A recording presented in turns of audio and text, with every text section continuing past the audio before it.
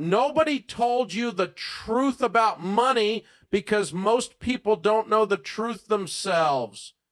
They're just repeating what they heard, what they saw their parents do, what their friends do, what society does. And society, my friend, is broke. So if you copy society, you're going to end up exactly where they are, stressed, struggling, drowning in payments, pretending everything is fine, scrolling on your phone to escape reality, wondering why life keeps getting harder while everyone else seems to be getting ahead. The harsh truth about money is this: money doesn't care about your feelings. Money does not respond to hope. Money does not respond to dreams. Money responds to discipline. And that's the part nobody wants to hear, because discipline sounds boring. Discipline sounds slow. Discipline means saying no when everyone else is saying yes. It means delaying what you want now for what you want most. But nobody told you that. They told you to live a little. They told you you only live once. They told you to treat yourself. And while you were treating yourself, the bank was treating your money. Every time you swiped that card, you traded your future for a moment of feeling like you were winning. But you weren't winning. You were leaking, and every leak adds up. Here's the reality. Most people are not broke because they don't earn enough. They are broke because they spend without thinking. They are broke because they chase the feeling of comfort instead of the path to freedom.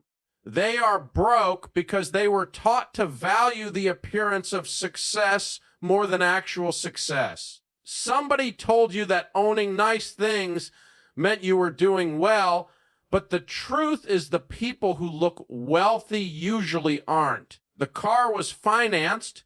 The shoes were bought with a credit card. The vacation was paid for using a payment plan. The lifestyle is rented, and the peace is fake. The harsh truth is that you don't need more income. You need more control. Because if you can't manage 500, you won't magically manage $5,000. And if you can't keep $100 in the bank, a higher salary won't solve that. The gap is not in income. The gap is in discipline. Money is a mirror. It shows you your habits, your mindset, your relationship with yourself. If you avoid looking at your finances, it's because you already know they're a reflection of chaos. So you distract yourself. You avoid the numbers. You call it stressful, but really you're just afraid of taking responsibility. And I say that with love, not judgment, because I was that person, lost, scared, pretending. I know what it's like to smile while sinking. I know what it's like to carry financial shame, and I know how heavy it feels. But the thing that changed my life wasn't earning more. It was finally getting brutally honest with myself. It was looking in the mirror and saying, I am the reason my money is the way it is, and I am the solution. That's when everything began to change. See, money is not about how smart you are. Money is about how consistent you are. Small, boring, smart decisions repeated over time beat emotional spending every day of the week. But nobody taught you that. They taught you to keep up. They taught you to fit in. They taught you to avoid discomfort. And money requires discomfort. Building wealth is nothing more than doing what most people won't do for a while, so that later you can live like most people can't. You have to say no now, so you can say yes for the rest of your life, but the world will tempt you at every turn.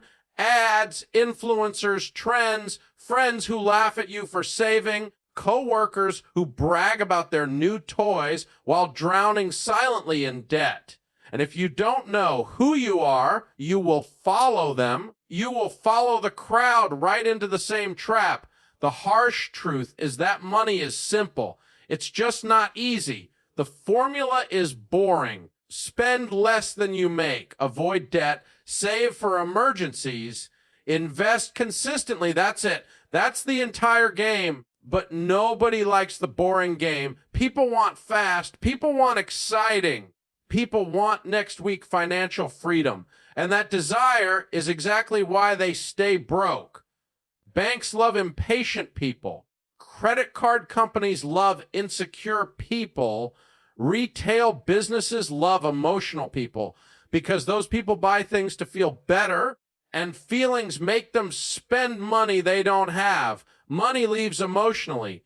Wealth grows mathematically. And here's something nobody told you broke is not the amount of money you have.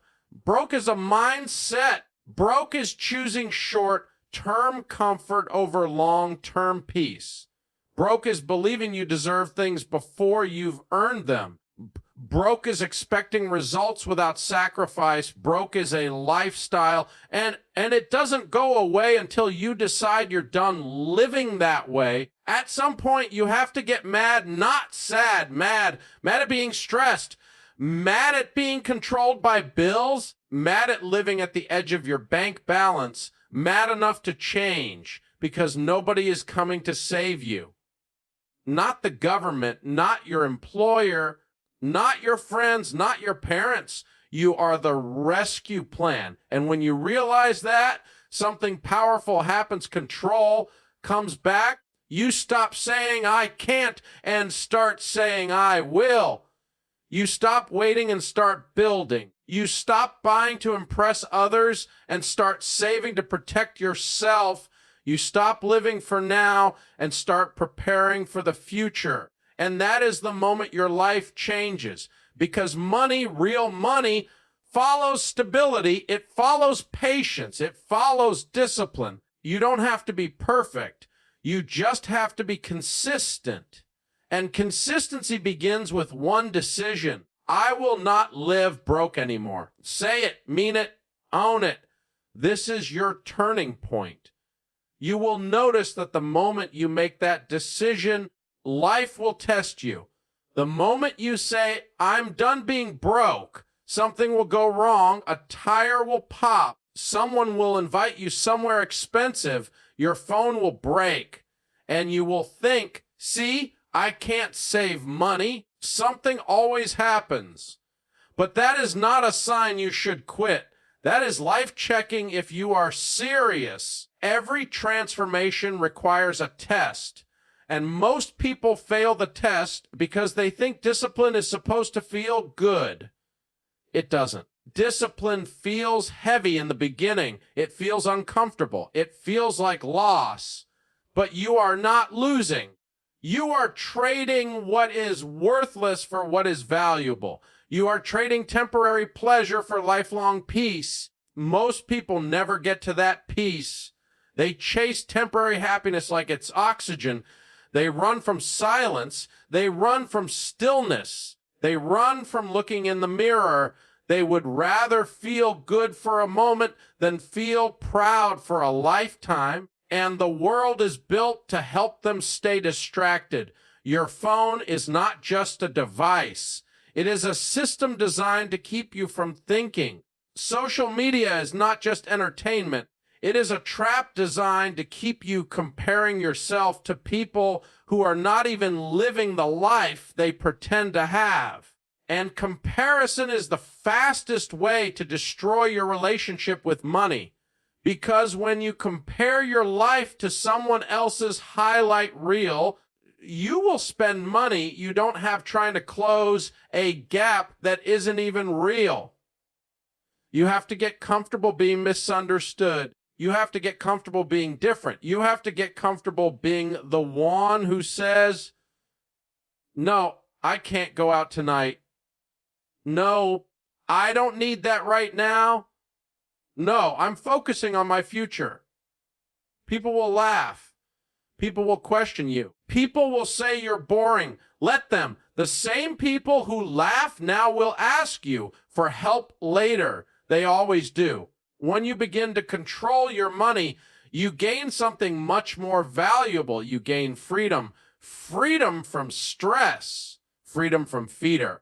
freedom from having to pretend, freedom to live your life on purpose, not by accident. And that freedom is worth more than anything you could buy. But to get to that freedom, you need a plan, not motivation. Motivation is a spark. Discipline is the engine.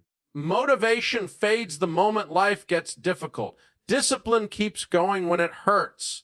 The first step is to stop lying to yourself. Stop saying you don't know where your money goes. Yes, you do. You know exactly where it goes. The problem is you don't want to face it, because facing it means taking responsibility, and responsibility means admitting that no one else is to blame, not your job, not your parents, not the government, not circumstances, just habits. But here's the good news: because you created the habits, you can change them. Start simple. Track every single dollar, not to punish yourself, but to become aware. Because if you don't know where your money is going, you cannot tell it where to go. Then build a small emergency fund. Not because emergencies are rare, emergencies are guaranteed. And when you don't have a buffer, every inconvenience becomes a crisis. A small emergency fund doesn't make you rich. It makes you calm. And calm is where good decisions come from. Next, you attack debt, not casually, not when convenient, aggressively. Because debt is not just a number, debt is a chain. Debt is someone else owning your time. Every dollar you owe is a piece of your future already spent, and you deserve better than that. You deserve to own your life. And you can, but not if your money is already promised to someone else. You don't have to do all of this overnight. You don't have to become a financial expert. You simply have to stop running, stop avoiding, stop escaping. Look at your situation. Look at your habits. Look at the truth. The harsh truth about money is that wealth has nothing to do with luck. Wealth is built slowly, quietly, intentionally. It is built by ordinary people who make extraordinary decisions consistently, ordinary people like you.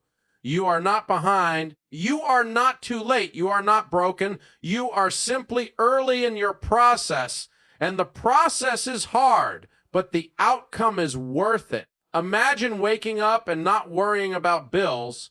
Imagine not checking your bank account before every purchase. Imagine walking into a store and buying something because you want it, not because you need to feel something. Imagine peace, real peace, the kind that sits in your chest like solid ground.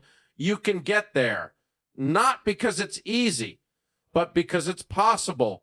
And the only difference between the people who get there and the people who don't is that the people who get there decided that nothing was going to stop them. And that decision is available to you right now. You don't need permission. You don't need approval. You don't need inspiration. You need commitment. This is your life. You are the author. You are the builder. You are the one who chooses how the story ends. The question is not whether you can change. The question is whether you will.